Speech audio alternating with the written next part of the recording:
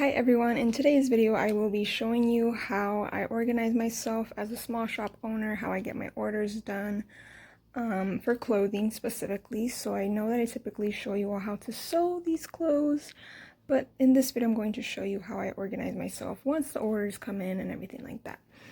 So here you will see two of my drops. I do drops. Normally it's two different fabrics per drop. So like this side is one drop and this side that I'm cutting is one drop. So the clothes that are already sewn was a drop that I need to package, and the clothes that are right here getting cut are this week's drop. So that's how I organize myself, at least.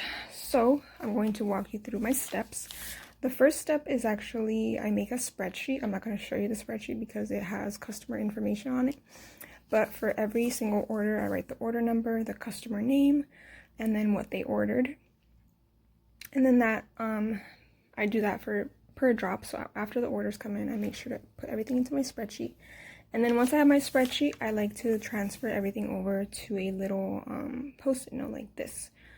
So for this post-it note, this is just some of the orders that I got and some of this and this style. So in this style top, I got orders for the lilac fabric, which is this one, and orders for the waffle fabric, which is the other side. And then I wrote a little tick mark for how many per size that I need to cut out. That's just how I do it. So then once I write down this sticky note, that's how I know how many of each to cut out, and I transfer it over to my little table right here. And under every stack I have another sticky note with the size. So every stack has their size like this. What size is over here? 2T right here. So that's how I organize myself in terms of cutting everything out. I find it easier this way, just so I don't have to go order by order, and I can just, pick up a stack, bam, and then go to my sewing machine and sew it all up, and then put it back in the stack. Now for the orders that are ready to be shipped, here's a whole pile for 18 months.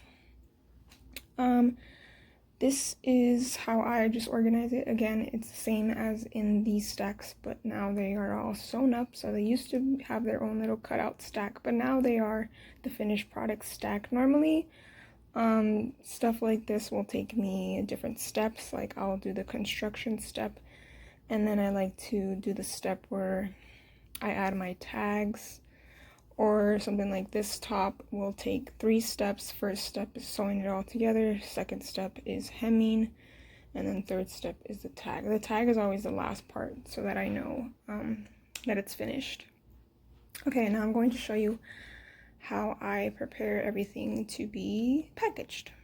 So excuse the mess over here again. There is a method to this madness. But basically, I print out all my shipping labels for stuff that is ready to be packaged. Again, I go per drop, so I print out a whole stack for shipping labels for that drop, and then I go ahead and paste them onto the poly mailer. And every single one of these poly mailers already has a shipping label. I don't want to obviously show you my customers' information like that, so I won't, but just know that every single one already has a label. And since on my spreadsheet I write the customer's name, it's easy for me to just pick up a label or pick up a poly mailer, see whose name is on there, and then I go over to my sewn stacks and pick out the items that they ordered, and then I place them in here. So like, let's say this baggie here is all ready to go, and they ordered a nice little mesh top.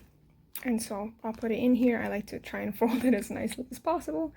And then I put a little goodie. Usually it's this little wax melt. But other times I've done like little bath salts too. And I also have these stickers. I'm running low on these stickers, which is why I'm not putting them in every single package. But I like to include something for the kids as well.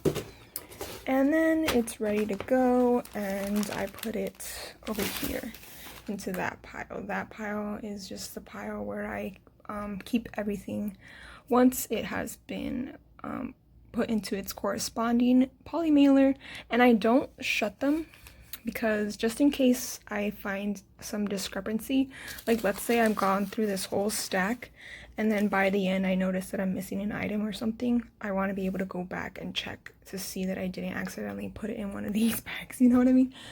So that's how I like to do that. And essentially once everything is packaged, then that drop is finished, and I'll do away with the sticky notes for that drop and highlight everything in my spreadsheet. I just finished putting everything inside the proper poly mailers and I did seal them. I actually ran into a little problem. I accidentally mixed up a 3T and a 2T top, and then I had to go through a bunch of them. So that's again why I don't seal them, just in case I do a little oopsie. And then the final thing for me is I'm going to add a little sticker to each of these, since this packaging is pretty plain. I'm kind of cheap when it comes to packaging. I think I got 1,000 poly mailers for 40 bucks, so I like to save where I can. But to spice it up, I get a little sticker and just put one on each. I get my stickers from two places. The first is stickerartdesigns.com and the other is thecookco.com. I like these because they have my branding on it, my logo. But yeah, every single package will get a sticker, and then it's off to the post office, and I'm done with one drop. So now my table is clear from the other stuff that I made, and now it's on to this week's workload, I guess. I did forget to print a label for these bummies right here, but I'll do that real quick. And yeah, that's basically how I do everything. I hope you all found this video helpful. I hope it wasn't too boring. I just wanted to show you all kind of my method. I know there's plenty of different methods. This is not just the only way. I'm sure that there's people who have found things that work for them. This is just to give you an idea in case you're struggling and you don't know how to get yourself organized, but please find what works for you. This is just what works for me. And that's pretty much it. I just wanted to show you all, since I know a lot of shop owners watch me. And I hope that you found some tips, or that you enjoyed watching this. And that's it for me. Hope you have a great day. Bye-bye.